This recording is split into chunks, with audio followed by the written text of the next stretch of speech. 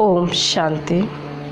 5/10/2021 प्रातः मुरली। ओम शांति। बाप दादा मधुबन। बाबा कहते हैं, मीठे बच्चे, आत्मा और शरीर जो पतित और काले बन गए हैं, बाप की याद से इन्हें पावन बनाओ, क्योंकि अब पावन दुनिया में चलना है। प्रश्न है, भगवान किन बच्चों को मिलता है?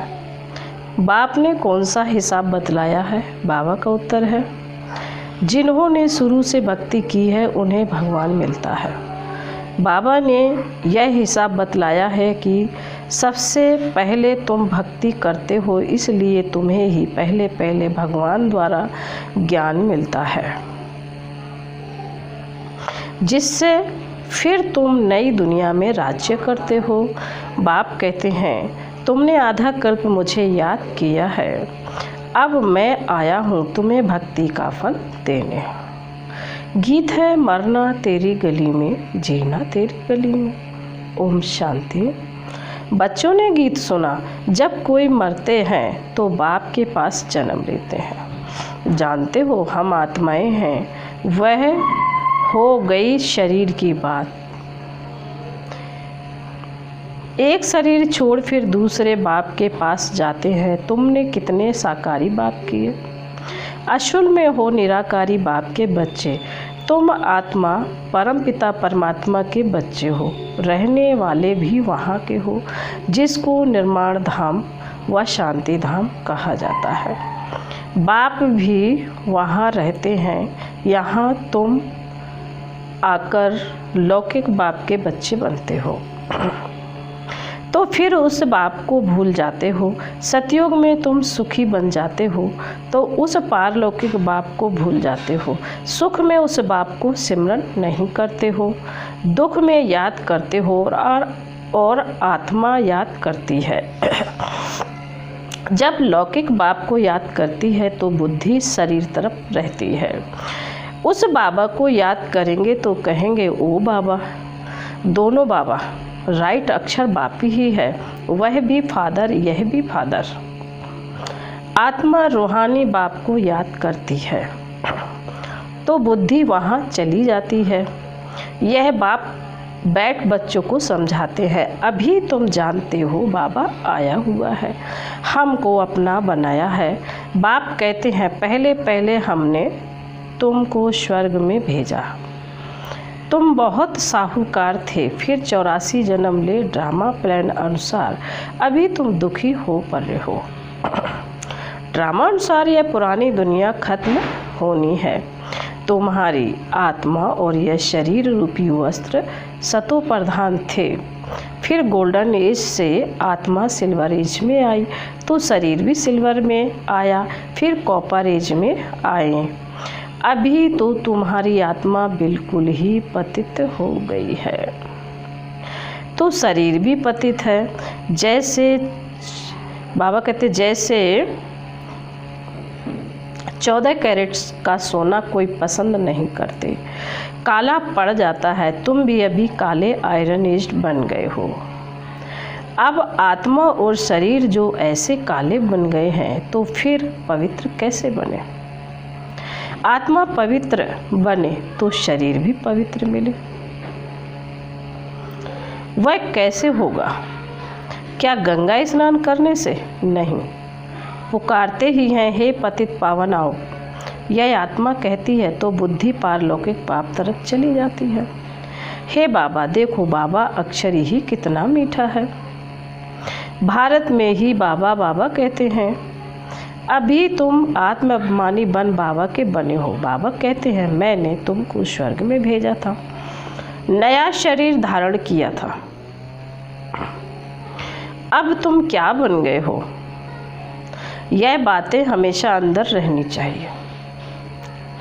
अब तुम क्या बन गए हो?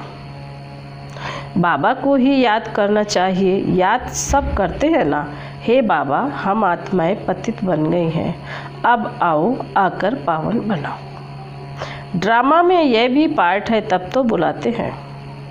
ड्रामा प्लान अनुसार आएंगे भी तब, जब पुरानी दुनिया से नई दुनिया बनती है, तो ज़रूर संगम पर ही आएंगे। तुम बच्चों को निश्चय है बी लव्ड मोस्ट बाबा है। कहते भी हैं स्वीट स्वीटेस्ट। अब स्वीट कौन है? लौकिक संबंध में पहले फादर है जो जन्म देते हैं, फिर है टीचर, टीचर से पढ़कर तुम मर्तबा पाते हो। Knowledge is source of income कहा जाता है। ज्ञान है नॉलेज, योग है याद। तो बेहद का किसी को पता नहीं है। चित्रों में क्लियर दिखाया भी है। ब्रह्मा द्वारा स्थापना शिव बाबा कराते हैं। कृष्ण कैसे राजयोग सिखाएगा? बाबा कहते हैं कृष्ण कैसे राजयोग सिखाएगा? राजयोग सिखलाते ही हैं सतयुग के लिए। तो जरूर संगम पर बाप ने सिखाया होगा। सतयुग की स्थापना करने वाला है बाबा। ब्रह्मा द्वारा कराते हैं करण करावन हार, है ना। वो लोग तो त्रिमूर्ति ब्रह्मा कह देते हैं, परंतु ऊंच ते ऊंच शिव है ना। वह साकार है, वह निराकार है। सृष्टि भी यही है। इस सृष्टि का ही चक्र फिरता है, रिपीट होता रहता है। सूक्ष्म वतन की सृष्टि का चक्र नहीं गाया जाता। वर्ल्ड की हिस्ट्री ज्योग्राफी रिपीट होती है। गाते भी हैं सतयुग त्रेता द्वापर कलयुग। बीच में जरूर संगम युग चाहिए, नहीं तो कलयुग को सतयुग कौन बनाए? नरकवासियों को स्वर्गवासी कौन बनाने? बाप संगम पर ही आते हैं। बाबा ने कहा है नहीं तो कलयुग को सतयुग कौन बनाए? नरकवासियों को स्वर्गवासी बनाने बाप संगम पर ही आते हैं। जितनी पुरानी दुनिया उतना दुख जास्ती। आत्मा जितना तमो प्रधान बनती जाती है उतना दुखी होती है। देवताएं हैं सतो प्रधान। यह तो highest authority God fatherly government है।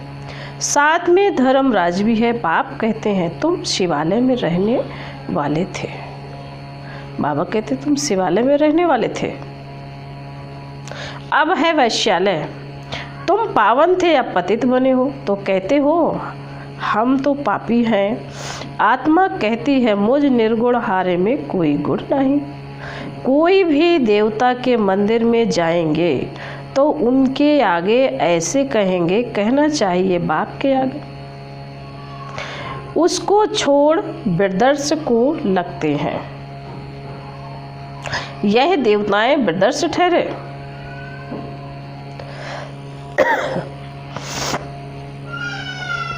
ब्रदर्स से तो कुछ भी मिलता नहीं। भाइयों की पूजा करते करते नीचे गिरते आए हैं।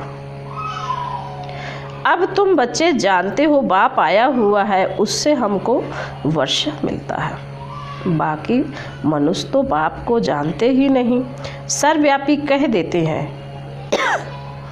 कोई फिर कहते अखंड ज्योति तत्व है, कोई कहते वह नाम रूप से न्यारा है।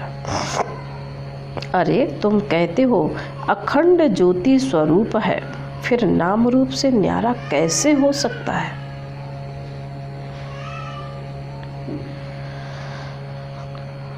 बाबा कहते हैं फिर नाम रूप से न्यारा कैसे कहते हो? बाप को ना जानने के कारण ही पतित बन पड़े हो। तमो प्रधान भी बनना ही है। फिर जब बाप आए तब सबको पावन बनाए।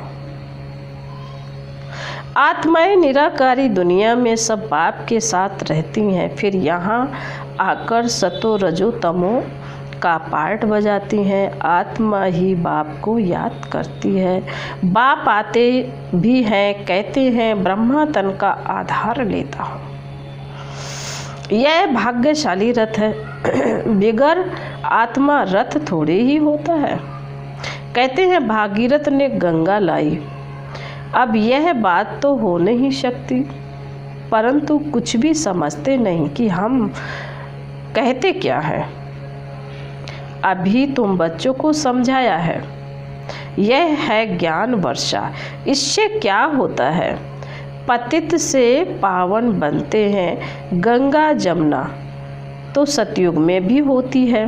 कहते हैं कृष्ण जमुना के कंठे पर खेल पाल करते। ऐसी कोई बातें है नहीं, वह तो सतयुग का प्रिंस है।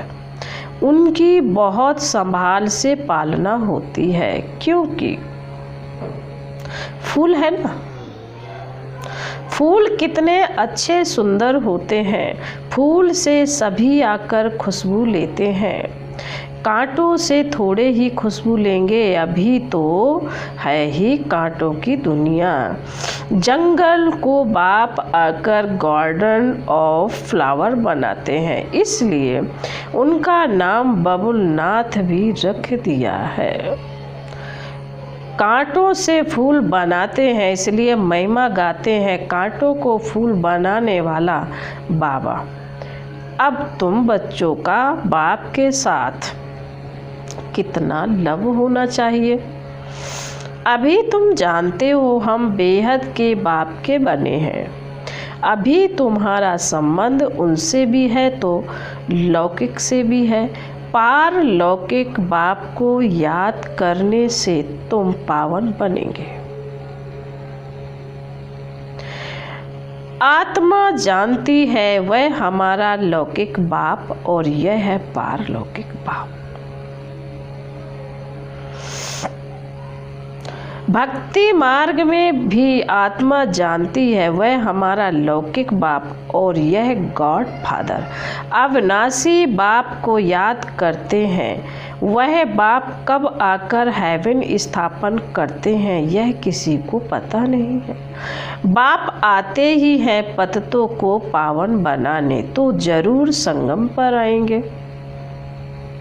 शास्त्रों में तो कल्प की आयु लाखों वर्ष लिखकर मनुष्यों को बिल्कुल घोर अंधेरे में डाल दिया है।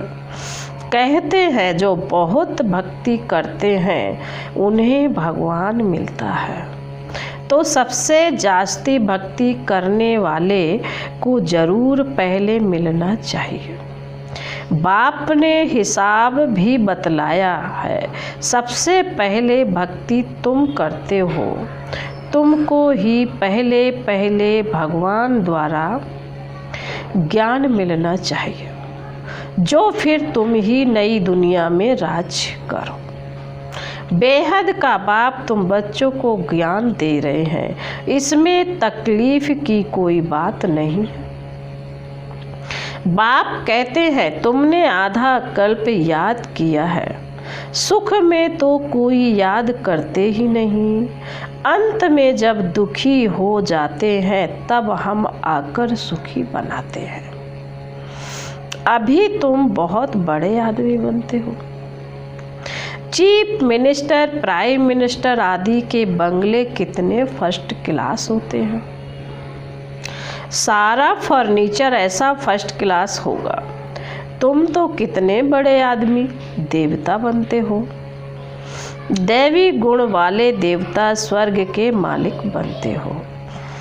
वहाँ तुम्हारे लिए महल भी हीरो जवाहरों के होते हैं। वहाँ तुम्हारा फर्नीचर सोने जड़ित का फर्स्ट क्लास होगा। यह है रुद्र ज्ञान यज्ञ। शिव को रुद्र भी कहते हैं। जब भक्ति पूरी होती है तो भगवान रुद्र यज्ञ रचते हैं।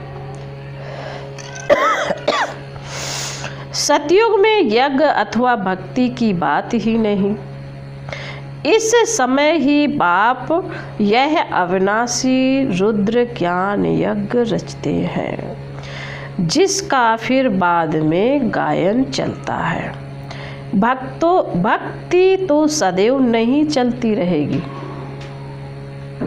भक्ति और ज्ञान, भक्ति है रात, ज्ञान है दिन। बाप आकर दिन बनाते हैं तो बच्चों का भी बाप के साथ कितना लव होना चाहिए। बाप हमको विश्व का मालिक बनाते हैं। मोस्ट विलवेट बाबा है ना, उनसे ज़्यादा प्यारी वस्तु कोई हो न सके। आधा कल्प से याद करते आए हैं बाबा, आकर हमारे दुख हरो। अब बाप आए हैं, समझाते हैं बच्चे, तुम्हें अपने गृहस्थ व्यवहार में रहना ही है। बाबा कहते, यहाँ बाबा के पास यहाँ तक बैठेंगे, साथ में तो परम धाम में ही रह सकते, यहाँ तो नहीं रह सकते। यहाँ तो नॉलेज पढ़ने की है, नॉलेज पढ़ने वाले थोड़े होते हैं। बाबा कहते, लाउड स्पीकर पर कभी पढ़ाई होती है क्या? टीचर सवाल कैसे पूछेंगे, लाउड स्पीकर पर रिस्पॉन्स कैसे दे सकेंगे? इसलिए थोड़े स्टूडेंट्स को पढ़ाते हैं। कॉलेज तो बहुत होते हैं, फिर सबके इम्तहान होते हैं, रिजल्ट निकलती है, यहाँ तो एक बाप ही पढ़ाते हैं। यह भी समझना चाहिए, दो बाप हैं, लौकिक और पारलौकिक। दुख में सिमरन उस पारलौकिक बाप का करते हैं। अब वह बाप आया हुआ है, महाभारत लड़ाई भी सामने खड़ी है। वह समझते हैं महाभारत लड़ाई में कृष्ण आया, यह तो हो न सके। बेचारे मूझे हुए हैं, फिर भी कृष्ण कृष्ण करते रहते हैं। अब मोस्ट विलविट शिव भी है तो कृष्ण भी है, परंतु वह है निराकार और वह है साकार। निराकार बाप सभी आत्माओं का बाप है। दोनों मोस्ट विलविट, कृष्ण भी विश्व का मालिक है ना। अभी तुम जज कर सकते हो कि जास्ती प्यारा कौन है, शिव बाबा ही ऐसा लायक बनाते हैं ना। कृष्ण क्या करते हैं, बाप ही तो उनको ऐसा बनाते हैं। तो गायन भी जास्ती उस बाप का होना चाहिए। बाप ने समझाया है, तुम सब पार्वतियाँ हो। यह शिव अमरनाथ तुमको कथा सुना रहे हैं। तुम ही सब अर्जुन हो, तुम ही सब द्रौपदियाँ हो। इस विशेष दुनिया को रावण राज्य कहा जाता है। वह है वाइसलेश्वर, विकार की बात नहीं। निराकार बाप विकारी दुनिया रचेंगे क्या?